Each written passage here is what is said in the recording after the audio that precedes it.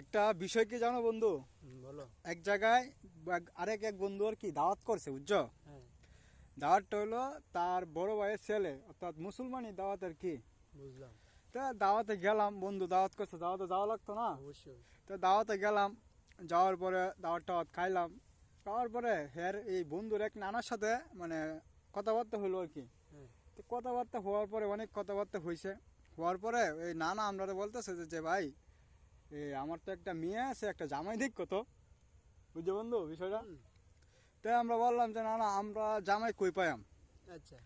তাই উনি বলতেছে কে রে, তোমরা অনেক সময় তোমরা বন্ধু বান্ধব আছে না, ভালো ছেলে পেলে এই সেই, তোমরা এলাকায় থাকতে পারে না। আমি বলছি তা তো আছেই, কিন্তু বললাম আচ্ছা ঠিক আছে, দেখবাম না একটা জামাই, হ্যাঁ, বিষয় না এটা।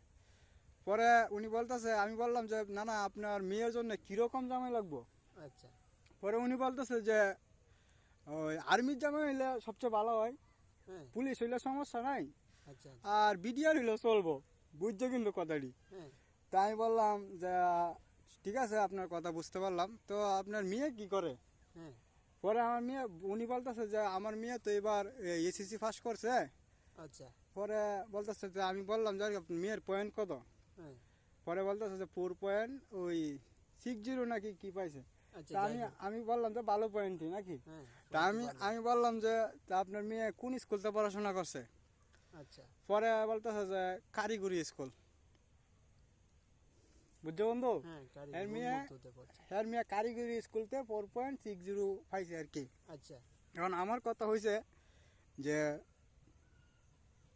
হের মেয়ে তো জেনারেল স্কুল তো পড়ছে না, না, পড়ছে কই কারিগরি। এখন সেই বেড়া আর জামাই লাগবো কি?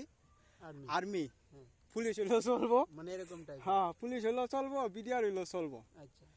পরে আমি বললাম যে না না, তে আর্মি পুলিশ বাদ দিয়ে কি ওই কোনো এনজিওতে চাকরি করে বা গার্মেন্টসের ভালো অবস্থানে আছে এরকম লোকজন হয় না? হ্যাঁ, তো উনি বলতেছে আরে না না না, আরে এটা কোনো তুমি কি কো না কো, আমার মেয়ে গার্মেন্টসের স্যারের কাছে বিয়ে দেম এই সেই হ্যাঁ, ভাবা যায়? মানে উনি অহংকার করে ফেলছে, বুঝছো? হ্যাঁ, যে স্যার হ্যাঁ, মেয়ে। ঠিক আছে, ঠিক আছে। এখন আমার কথা হয়েছে বন্ধু যে ধরো যে আজকে যে ধরো আমি নেত্রকোনা সরকারি কলেজে পড়তেছি, হ্যাঁ, অবশ্যই। আর তুমিও পড়াশোনা চলমান। এখন আমি যদি এসএসসি পাস করে আমি যদি কইতাম যে আমার একটা সরকারি চাকরিজীবী বউ লাগবো, হ্যাঁ, আমার গালও তো জুতাতে দিলই, হ্যাঁ, অবশ্যই। আমার বাইকটি তো দিলই না। হ্যাঁ, হ্যাঁ, ঠিক আছে তো। এখন এই নানার উদ্দেশ্যে আমার একটাই কথা যে ভাই, সরকারি চাকরিজীবী রাইকালি বউ সুখে রাখে না ঠিক আছে। এই দুনিয়াতে।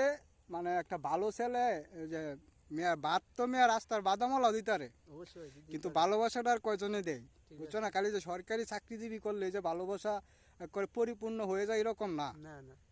এই বাংলাদেশে তো অনেক আছে যে সরকারি চাকরিজীবী বউ ওই বাপ মারে বৃদ্ধাশ্রমে তো আগে আছে হ্যাঁ, না? আছে, আছে। কিন্তু এই নানা মানে কি যে বুঝলো, বুঝছো? আবার উনি মুরব্বী মানুষ, তো আমি বেশি কিছু কই নাই, কিন্তু ভাবলাম যে মনও কষ্ট পাইব, অবশ্যই। এত কিছু তো আর বলা যায় না, তাই না?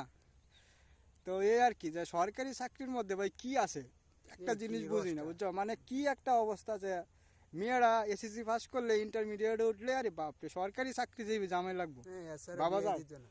বাবা যায়, তাহলে আমরা কেন লেগে আছি বন্ধু? এই তো কথা, ঠিক আছে, ঠিক আমরা আছে। কেন লেগে আছি? হ্যাঁ, ঠিক আছে। আন